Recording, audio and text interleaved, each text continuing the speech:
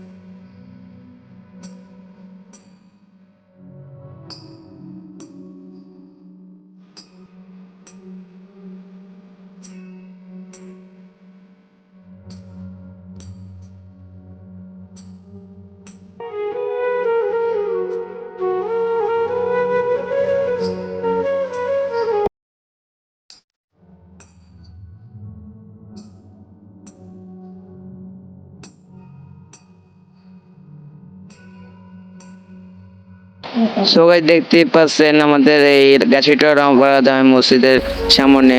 এটা হচ্ছে আমাদের গাছিটোয়া রামপাড়ার পয়েন্ট বলতে গেলে। আর এটা হচ্ছে এই নামা, আর ড্রেনের পানি সবগুলো নেমে গেছে পানি, আর কোনো যাওয়ার রাস্তা নেই, তাই জন্য এখানে বোর্ড রয়ে গেছে পানি। আর দেখতে পাচ্ছেন কোমর টাকার পানি এখানে বলতে গেলে। আমি দেখাচ্ছি আপনাদেরকে ঘুরিয়ে দেখেন পুরা কলাপাড়া থেকে আমাদের গাছিটোয়া রামপাড়া পর্যন্ত একবার পুরো ব্লক, মানে আমাদের পানির জন্য। আর কোনো যাওয়ার চেষ্টা করলেও কোনো যাওয়া হয় না, কারণ পানি এখন বেশি, কোমর লাগাত পানি গাইস। দেখতে পারেন এখন সকাল 5টা বাজে, কইতে গেলে 5টা, জি হয় 5টা বাজে। আপনারা পুরো ব্লগটা দেখেন ইনশাআল্লাহ, আমি পুরো ব্লগটা দেখাচ্ছি।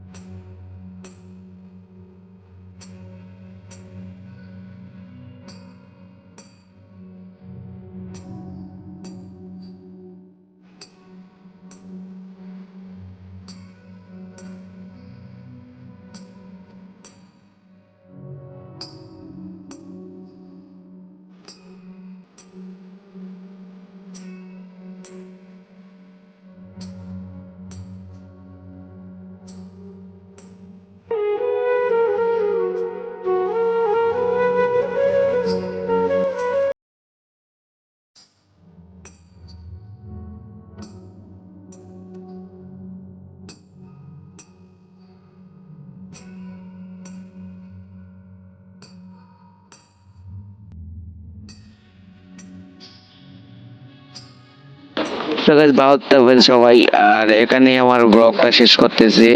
আর সবাই দোয়া করবেন যেন পানিগুলা সবগুলা পানি কমে যায়, আল্লাহর রহমতে বৃষ্টি কমে যায়।